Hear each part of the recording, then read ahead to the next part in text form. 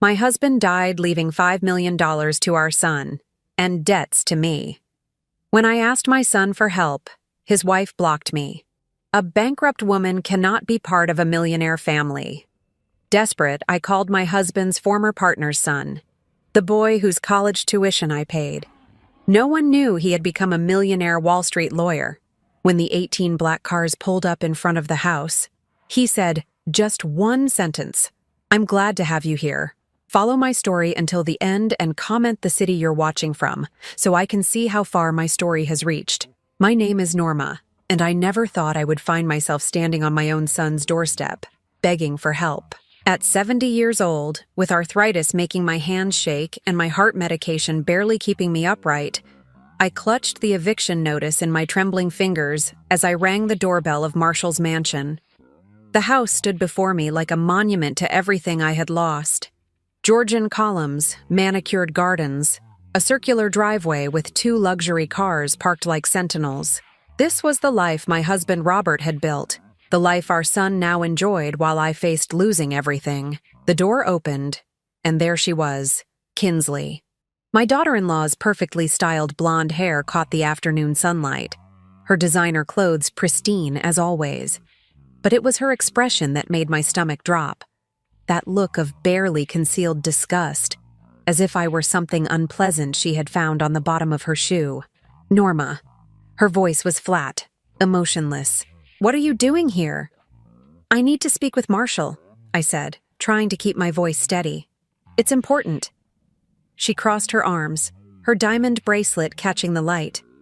The same bracelet I had helped Robert pick out for her last Christmas. "He's busy.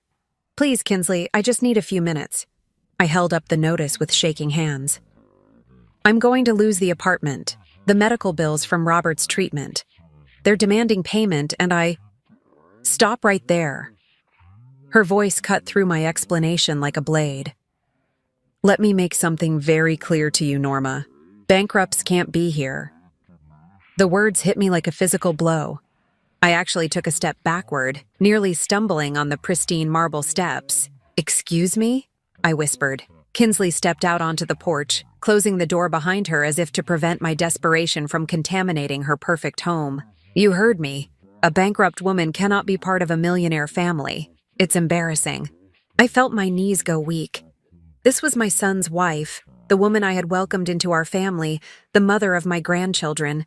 "Kinsley, please. I'm not asking for charity, Robert's will.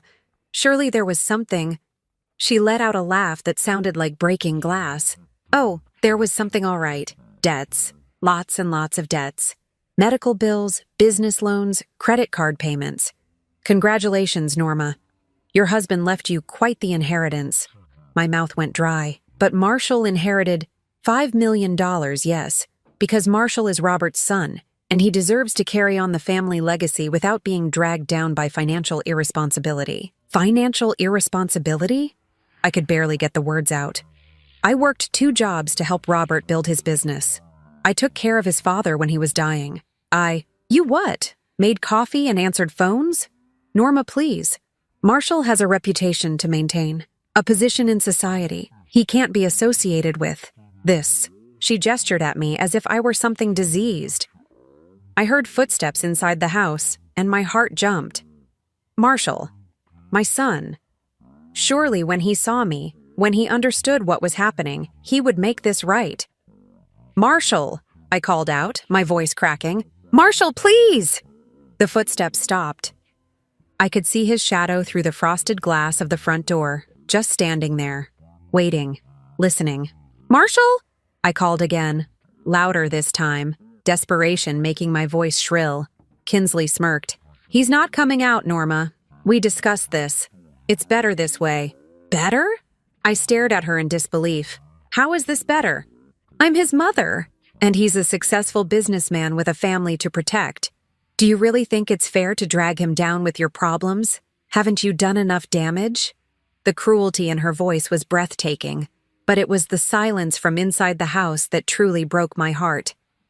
My son, the little boy I had carried for 9 months, nursed through every illness, celebrated every achievement with, was standing just feet away, and he was letting this happen. I don't understand, I whispered, more to myself than to her. The will reading. The lawyer said Robert had arranged everything, that there would be provisions. Kinsley's smile was sharp as a knife. Oh, there were provisions, all right. Very specific ones. Robert was quite thorough about distinguishing between his successful heirs and his liabilities. I felt something inside me crumble. Liabilities. That's what my husband of 42 years had considered me in the end. A liability. The apartment rent is $3,000 a month, I said quietly. One last desperate attempt. I have Medicare, but it doesn't cover everything. The cancer treatment, the medications. I just need help until I can figure something out. Figure something out? Kinsley laughed again. Norma, you're 70 years old. What exactly are you going to figure out? No, I think it's time you accepted reality. Some people are destined for success, and some people are destined to be burdens. It's not personal. It's just life. She reached into her purse and pulled out a crisp $20 bill. Here, buy yourself a nice meal on the way home. Consider it a farewell gift. I stared at the money she held out to me like I was a beggar on the street corner. $20 for 40 years of devotion to this family, for raising the son who now wouldn't even face me, for the nights I spent holding Robert's hand as chemotherapy ravaged his body. Keep it, I said quietly. Suit yourself. She tucked the bill back into her purse. But Norma? Don't come back here. Marshall has moved on, and it's time you did the same. Find a nice little subsidized housing unit somewhere. Make friends with the other unfortunates. Build a life that matches your circumstances. I turned to leave, my legs unsteady, my heart pounding so hard I thought it might give out right there on their perfectly manicured lawn. But as I reached the edge of the driveway, I heard the front door open again. For a moment, hope fluttered in my chest. Marshall. Finally. But it was just Kinsley's voice, calling out one last cruelty. Oh, and Norma? Don't try to contact the grandchildren. I won't have them exposed to this kind of instability. It wouldn't be fair to them. The door slammed shut with a finality that echoed in my bones. I made it to my old Honda before the tears came. 42 years of marriage, 35 years of motherhood, and this is how it ended. Sitting in a rusted car in front of my son's mansion, sobbing like a child while my arthritic hands fumbled with the keys. As I drove away, I caught a glimpse of movement in an upstairs window. Marshall, watching from behind the curtains as his mother disappeared from his life forever, or so he thought. The eviction notice arrived exactly 7 days after my visit to Marshall's house. 7 days of hoping the phone would ring, that my son would come to his senses and remember the mother who had sacrificed everything for him. 7 days of checking my mailbox for some sign that Robert had left me more than crushing debt and humiliation. Instead, I got a certified letter that gave me 30 days to vacate the only home I had left. I sat at my tiny kitchen table, the paper trembling in my hands as I read it for the 4th time. Failure to remit payment in the amount of $9,000. 3 months' rent. I had been living on my small Social Security check and the meager savings Robert left me, but between the medical bills that kept arriving and the basic cost of staying alive, every penny had already been spoken for. My phone rang, and for a moment my heart leaped. Maybe. Mrs. Holloway? This is Jennifer from Med Bill Services. I'm calling about your outstanding balance of $14,600 for your husband's oncology treatments. I closed my eyes. I told you already. I'm waiting for the estate to settle. There should be insurance. Ma'am, we've been very patient, but it's been 4 months since Mr. Holloway's passing. We need to arrange a payment plan immediately, or we'll have no choice but to pursue collection. After she hung up, I sat in the silence of my cramped apartment, surrounded by the life Robert and I had built together. 42 years reduced to a 1-bedroom rental that smelled like the Indian restaurant downstairs. The wedding china we'd saved for special occasions sat in a box in the corner. I'd had to sell the dining room set to pay for Robert's medications. I found myself thinking about the early days, when Marshall was small and money was tight, but we were happy.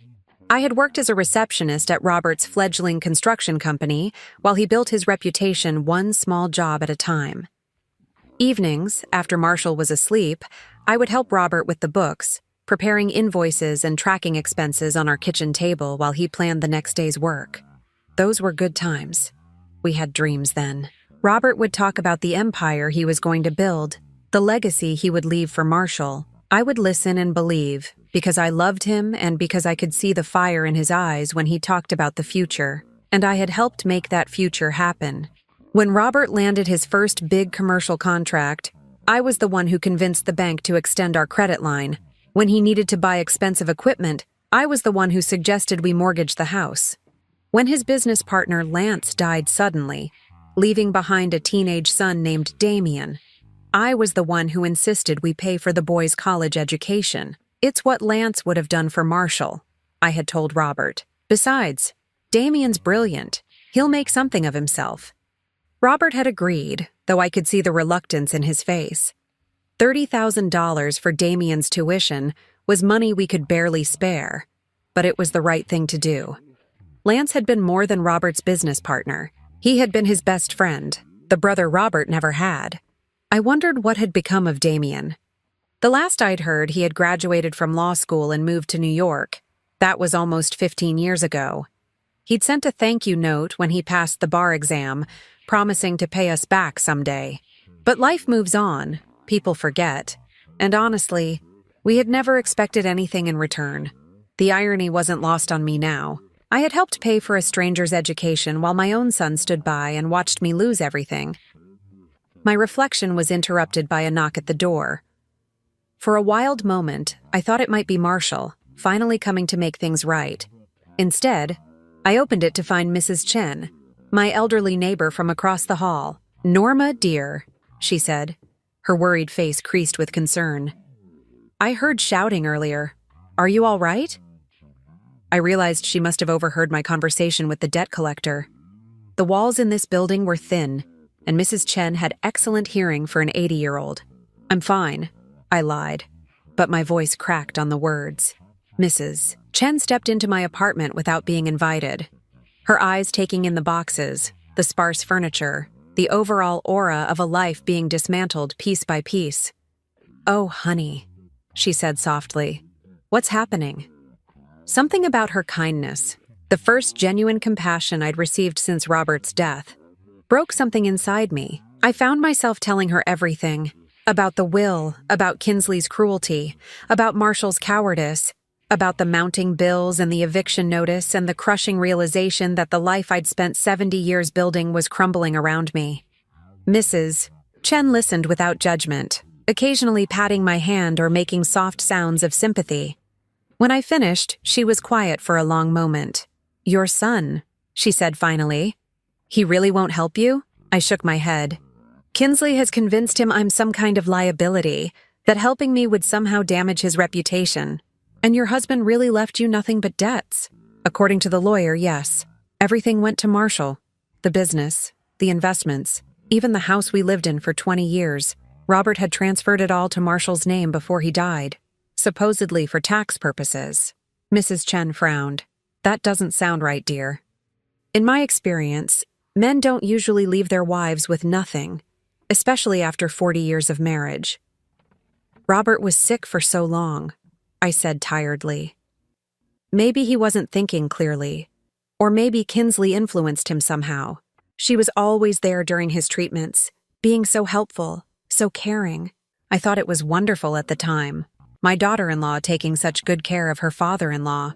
But even as I said it, something nagged at me. Kinsley had indeed been very involved in Robert's care during those final months. She had driven him to appointments when I was too exhausted to function, had handled communications with his doctors and lawyers. I had been grateful for her help, so overwhelmed with grief and fear that I hadn't questioned her sudden dedication to her dying father-in-law. Now I wondered if there had been more to her helpfulness than family loyalty. Mrs. Chen stayed for another hour, helping me sort through papers and pack more of my belongings. As she prepared to leave, she paused at the door. "Norma, I want you to think about something." You said you helped pay for that boy's education. Lance's son. Damien, was it? I nodded. Well, honey, maybe it's time you called in that favor. After she left, I sat alone with her words echoing in my mind. It had been so many years since I'd thought about Damien Cooper. He'd been such a sweet boy, devastated by his father's sudden heart attack, terrified about his future. I remembered how young he'd looked sitting at our kitchen table while Robert explained that they would take care of his college expenses. You don't owe us anything, I had told him when he'd tried to thank me. Just make your father proud. I went to my bedroom closet and pulled down the old shoebox where I kept mementos from Robert's business days. Somewhere in there was Damien's law school graduation announcement, and maybe if I was lucky, some way to contact him. As I searched through the yellowed papers, I found myself thinking about what Mrs. Chen had said. Something about Robert's will didn't feel right. My husband had his faults, but he wasn't cruel. Even if Kinsley had influenced him, even if he'd been confused by medication or fear, would he really have left me with nothing? For the first time since the will reading, I felt a tiny spark of something that wasn't despair. It might have been hope, or it might have been the beginning of something much more dangerous. I found Damien's business card tucked between my old address book and a stack of Christmas cards from years past. The paper was cream-colored, expensive-looking, with embossed lettering that read, Damien Cooper, Esquire Corporate Law, Goldman, Sachs & Associates, Wall Street, New York. My hands shook as I held it. This couldn't be the same sweet boy I remembered, could it? The one who used to help me carry groceries when he visited his father at Robert's office? The teenager who cried at Lance's funeral while I held his hand and promised him everything would be okay? I had found the card 3 days ago, but it took me until now, sitting in my nearly empty apartment with another collection call still ringing in my ears, to work up the courage to dial the number. The phone rang once, twice. I almost hung up. Cooper Law Offices, this is Amanda speaking. How may I direct your call? My voice came out as a croak. I cleared my throat and tried again. I'm looking for Damien Cooper. My name is Norma Holloway. May I ask what this is regarding? It's personal. I'm an old family friend. Please hold while I check Mr. Cooper's availability. The wait felt endless. Soft classical music played while I rehearsed what I would say. How do you tell someone you helped raise that you're now destitute? How do you ask for help from someone you haven't spoken to in 15 years? Mrs. Holloway? The voice that came on the line was deeper than I remembered, confident and professional, but there was something familiar in the cadence that made my heart skip. Damien? My God, Mrs. Holloway, is it really you? It's me, sweetheart. The endearment slipped out before I could stop it, the same one I used to call him when he was young. There was a pause, and when he spoke again, his voice was softer, warmer. I can't believe it. How are you? How's Mr. Holloway? It's been years. The kindness in his voice nearly undid me. I had to press my lips together to keep from crying right there on the phone. Robert passed away 4 months ago, Damien. Oh, Mrs. Holloway, I'm so sorry. I had no idea. Thank you. I took a shaky breath. Damien, I know this is going to sound strange, calling you out of the blue like this, but I need help. Of course, anything. What's going on? The concern in his voice reminded me so much of his father.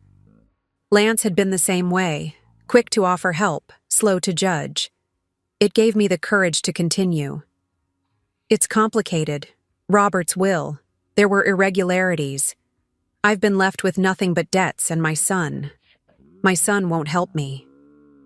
Silence on the other end. Then, I'm sorry, did you say irregularities? The will left everything to Marshall, $5 million, and I inherited only the debts. Medical bills, business loans. The lawyer said it was all legal, but Damien, it doesn't make sense. Robert wasn't cruel. He wouldn't have left me with nothing. Mrs. Holloway, who handled the estate? What firm? Patterson, Williams & Associates. Do you know them? Another pause, longer this time. I know of them. Mrs. Holloway, I need to ask you something, and please don't take offense. But did anyone help Robert with his estate planning? Anyone who might have influenced his decisions?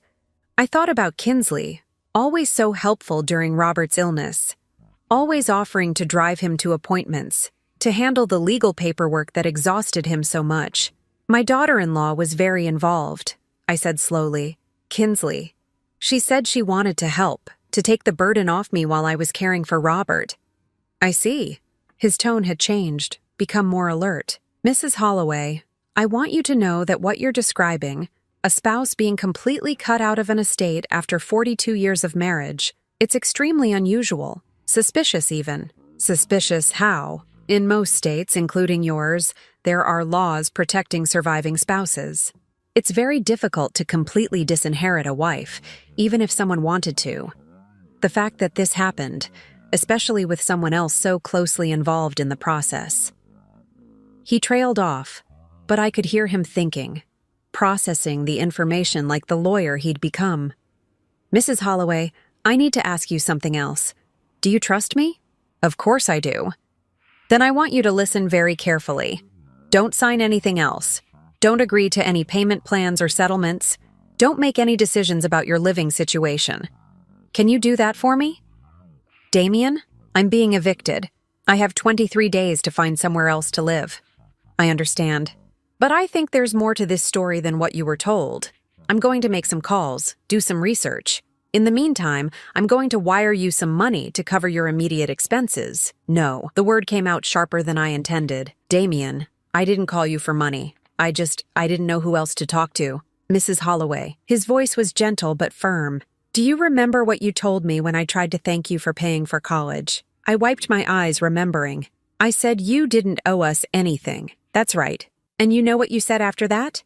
I smiled despite myself. I said to make your father proud. Well, I did. I made him proud. And I made you proud too, I hope. I became exactly the kind of lawyer who helps people when they're being taken advantage of.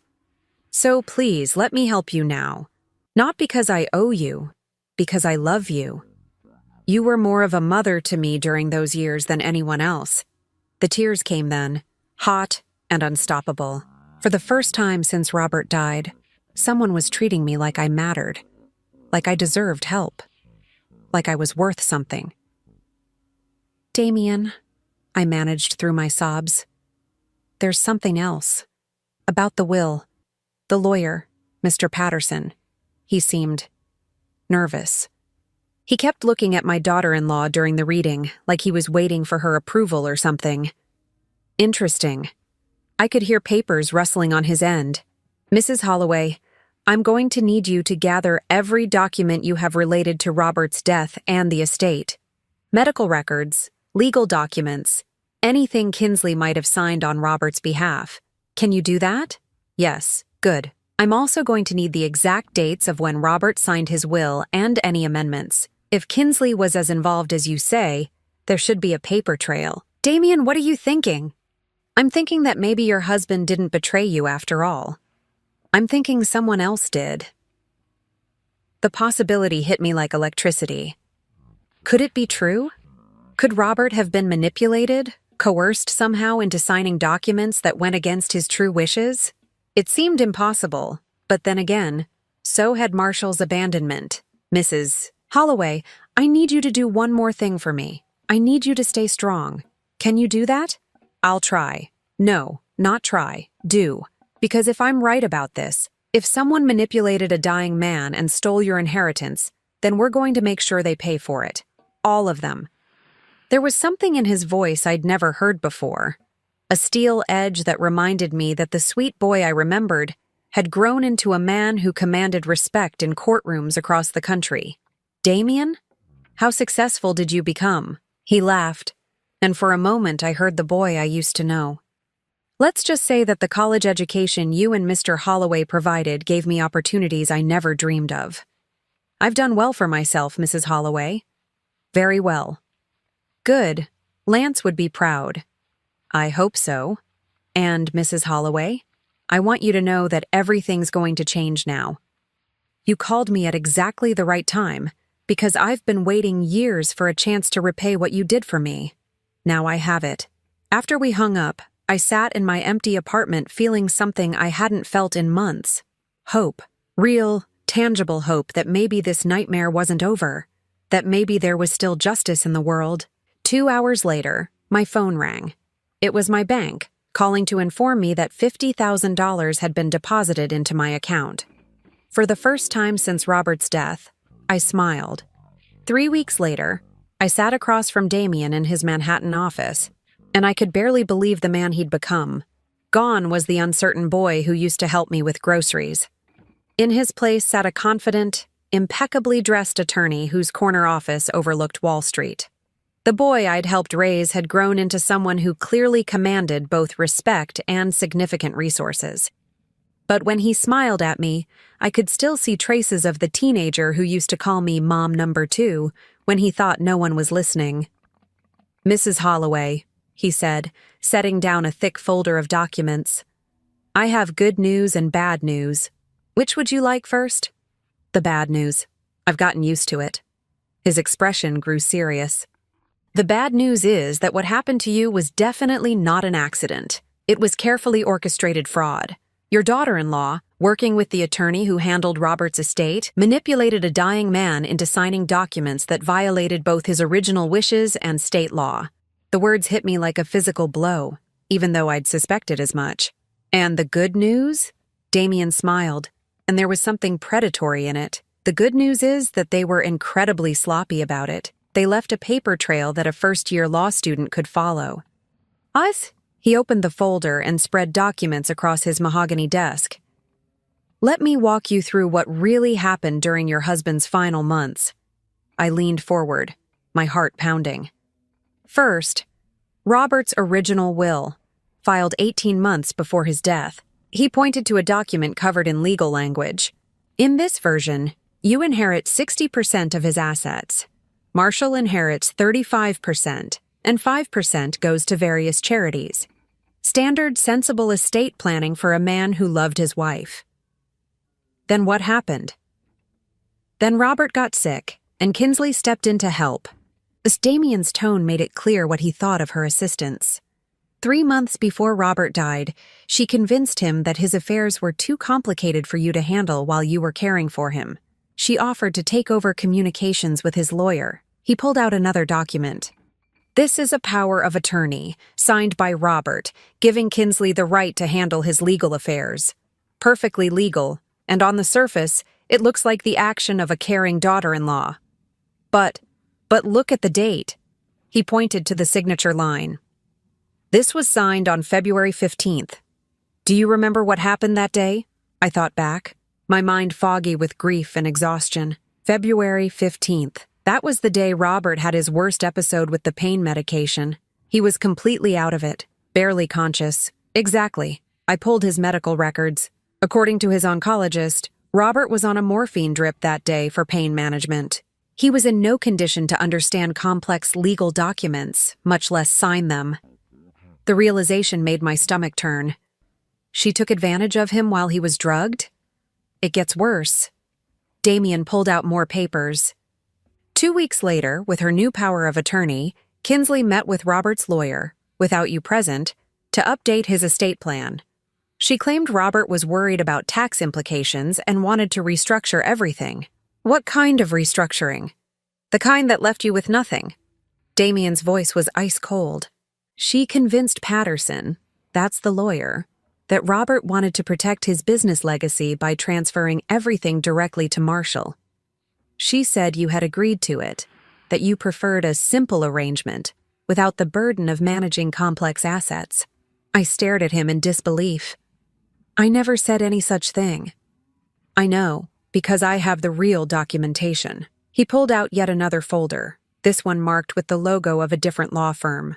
"Mrs. Holloway, did Robert ever mention updating his will to you?" "No. He always said the original will was fine, that he trusted me to make good decisions about Marshall's inheritance when the time came."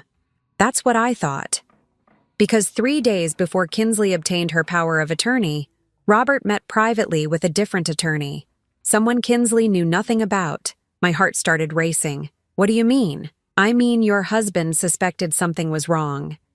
He reached out to an old friend of mine, Daniel Morrison, who specializes in protecting assets from family manipulation. Robert wanted to create what's called a fail-safe will, a backup document that would override any changes made to his estate if those changes were made under questionable circumstances. Damien opened the folder and pulled out a document I'd never seen before. Mrs. Holloway, this is your husband's true final will. The one he signed when he was fully competent, without any outside influence. I took the papers with shaking hands. The legal language was complex, but the numbers at the bottom were clear enough. According to this will, I was to inherit $4 million, Marshall would receive $1.5 million, and the remaining assets would be placed in trust for my grandchildren. I don't understand, I whispered. If this exists, why wasn't it read instead of the other one? Because Robert died before he could file it with the court or inform his original lawyer. The only copies were with Daniel Morrison, who had no idea Robert had passed away until I contacted him last week. I felt dizzy. All this time, I'd been mourning not just my husband's death but his betrayal. The crushing belief that the man I loved for 42 years had abandoned me in his final act. This means Robert never betrayed you. This means he was trying to protect you from exactly what ended up happening. The tears came then, a mixture of relief and rage so intense I thought I might be sick. So what do we do now? Damien's smile was sharp as a blade. Now we prove that the will Kinsley and Patterson used was obtained through fraud. We show that Robert lacked the mental capacity to sign a power of attorney on February 15th. We demonstrate that the entire estate proceeding was based on forged or illegally obtained documents. And then we take back what was stolen from you. All of it, plus damages for what you've suffered. I thought about the months of poverty, the eviction notices, the humiliation of begging my own son for help. What about Marshall? He didn't know, did he? Damien's expression softened slightly. Based on my investigation, I don't think Marshall was actively involved in the fraud, but he benefited from it, and he chose to abandon you when you needed help. He'll have to face the consequences of both. And Kinsley orchestrated the theft of $4 million from a vulnerable widow. In some states, that's not just fraud, it's elder abuse. She could face criminal charges. The thought of my daughter-in-law in handcuffs should have given me satisfaction, but instead, I just felt tired and angry and ready for justice. Damien, there's something else I need to tell you. About Marshall's house. What about it? It used to be mine and Robert's. We lived there for 20 years, raised Marshall there. But Robert transferred the deed to Marshall about a year before he died, supposedly for tax reasons. Damien's eyebrows shot up. When, exactly? Last November, Kinsley said it would save money on estate taxes. Mrs. Holloway, do you know what your house was worth? Robert always said it was worth about $800,000. Try $1.2 million. And transferring it wasn't about taxes. It was about hiding assets from you. Damien made notes on a legal pad. This keeps getting better and better. Better? For our case. Every asset they moved, every document they forged, every lie they told, it's all evidence. Mrs. Holloway, when we're done with this, you're not just going to get your inheritance back. You're going to get justice.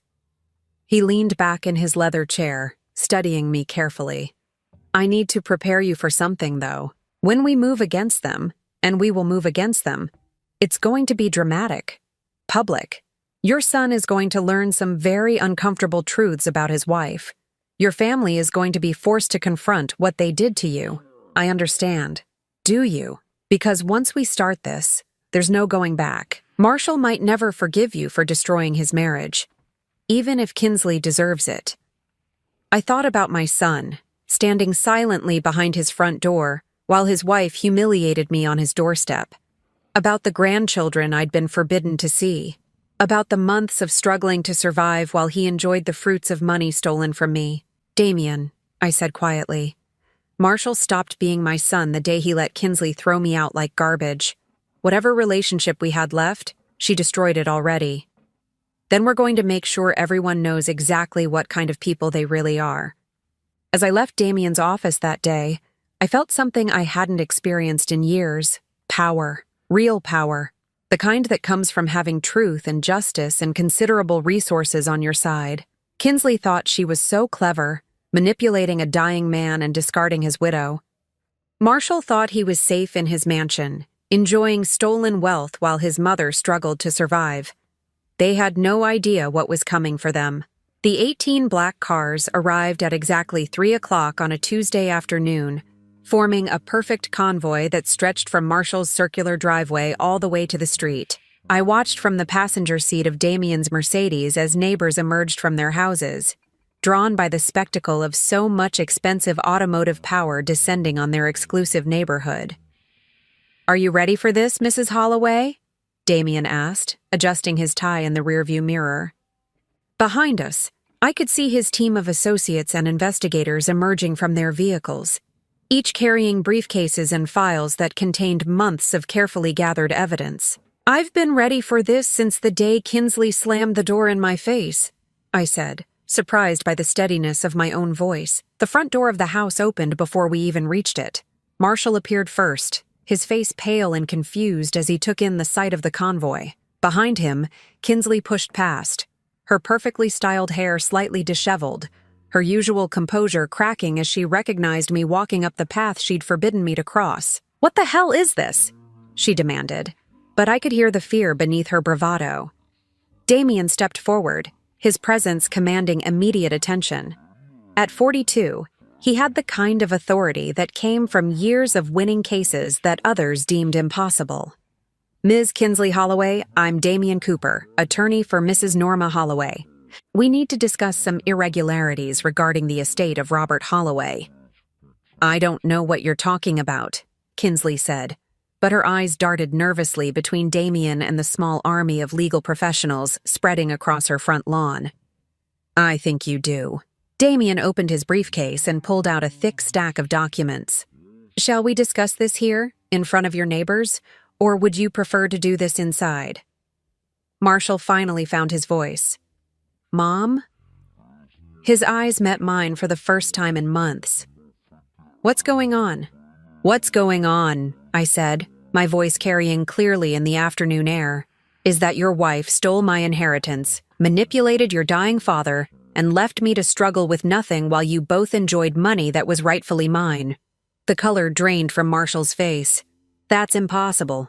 Dad's will—" "Your father's will was forged," Damien interrupted smoothly. "Or rather, the power of attorney used to change it was obtained through fraud. Mrs. Kinsley Holloway convinced your father to sign legal documents while he was heavily medicated and incapable of understanding what he was agreeing to. That's a lie." Kinsley's voice had risen to a near shout. "Robert wanted everything to go to Marshall. He told me so himself." "Really?" Damien pulled out another document. "Because this is a recording of your conversation with James Patterson, the estate attorney, made on March 3rd of last year.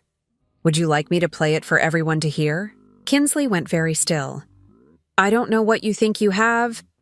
I have you admitting that Robert was confused about his estate decisions.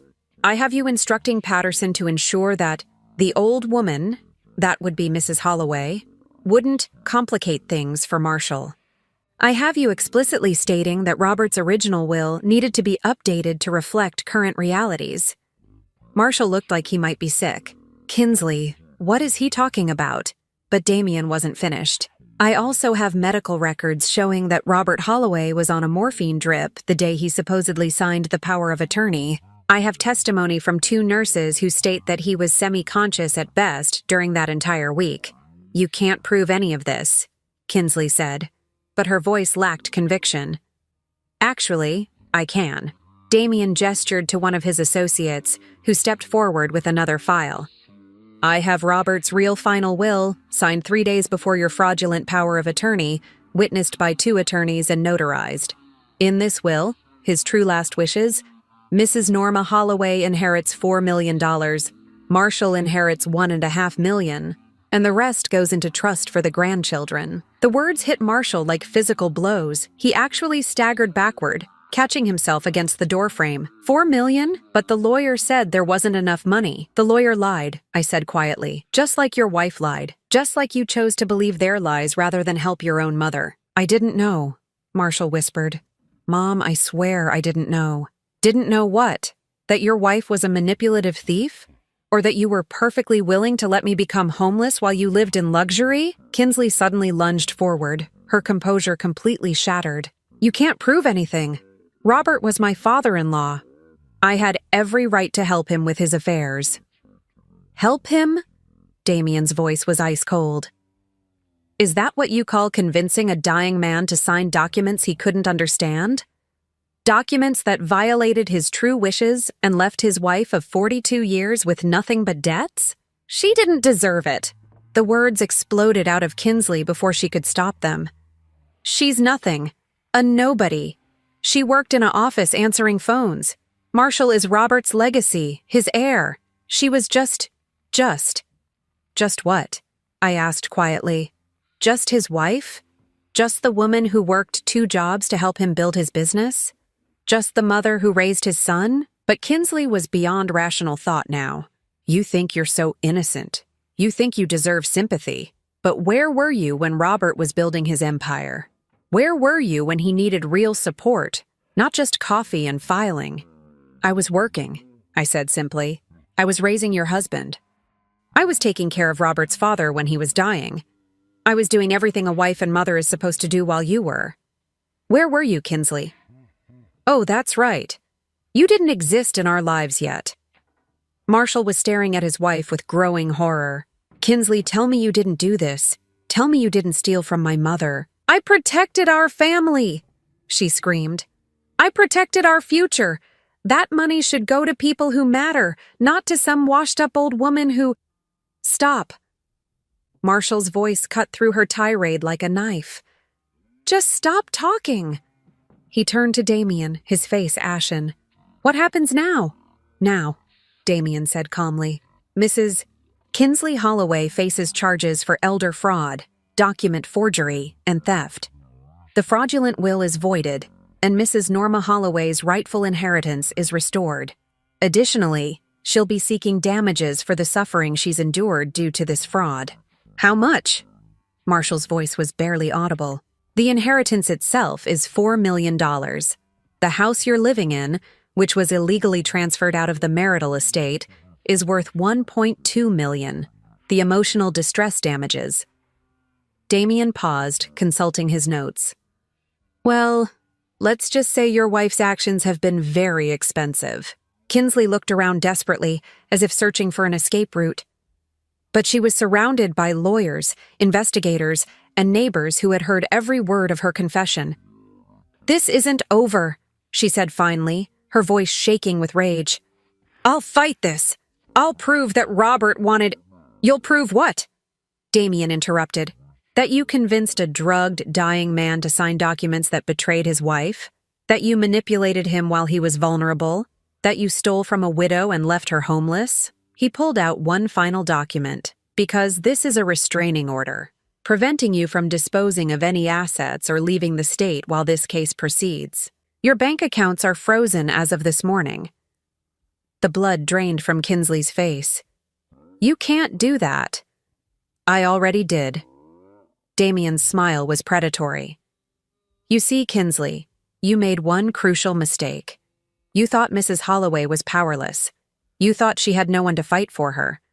You forgot that sometimes the people you dismiss as worthless turn out to have very powerful friends.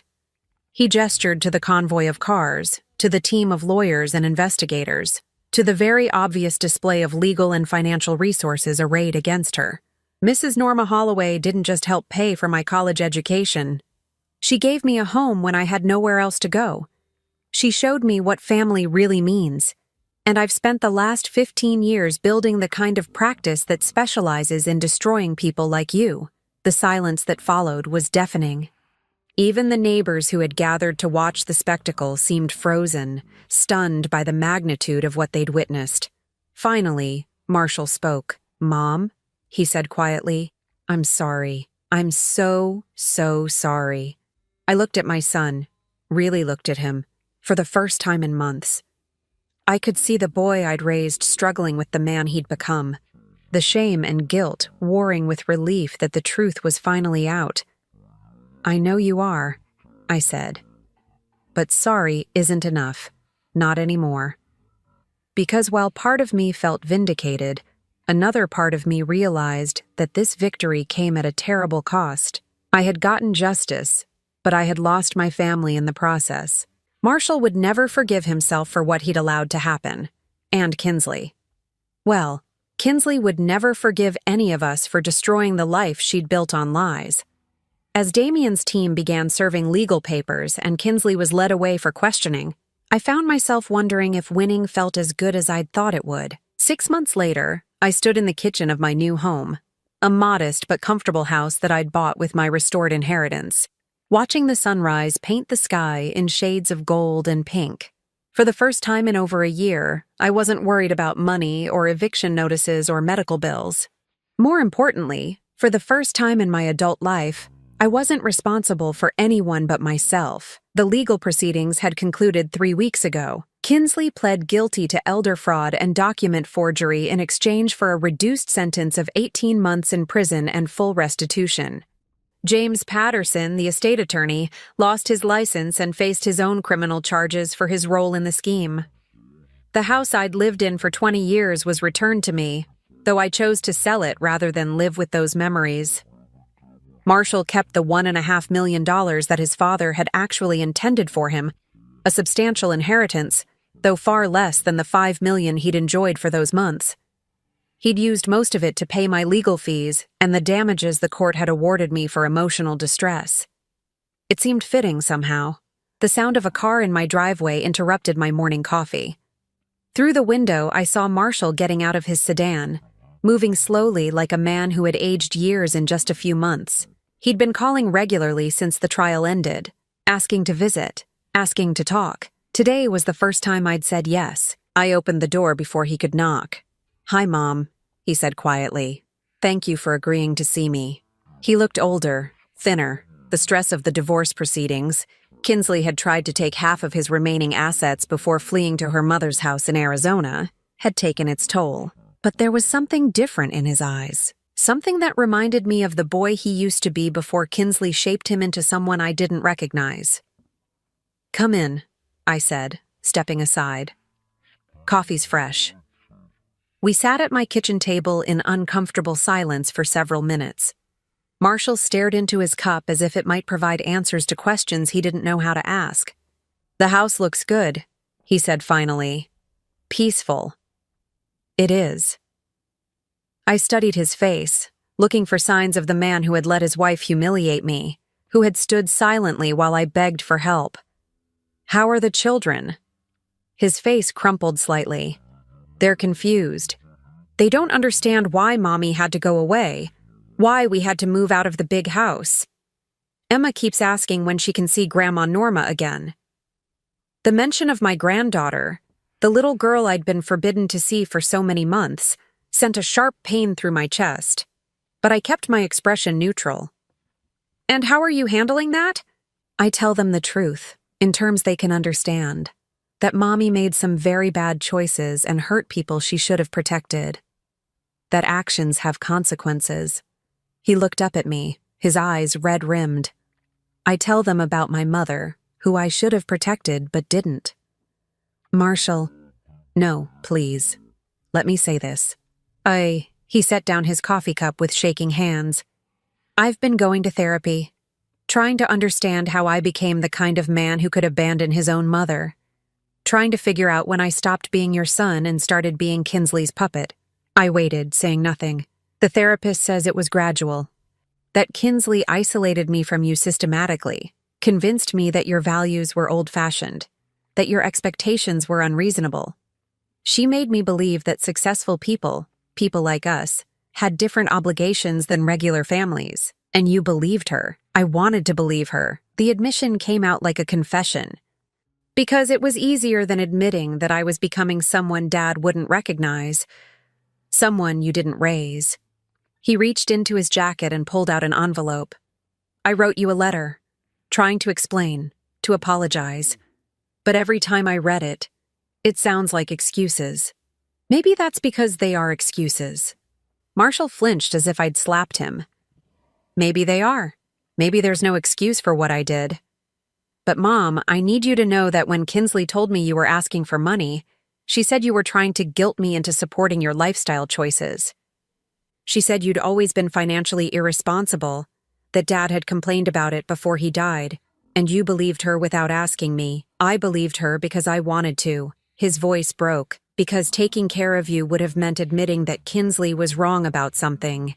And I couldn't do that, because my whole life was built on believing she was always right. I sipped my coffee, letting the silence stretch between us. Part of me wanted to comfort him, to tell him it was okay, that I forgave him. But the larger part of me, the part that had spent months wondering if my own son cared whether I lived or died, wasn't ready for that. What do you want from me, Marshall? I want to earn back the right to be your son. And how do you plan to do that? I don't know. The honesty in his admissions surprised me.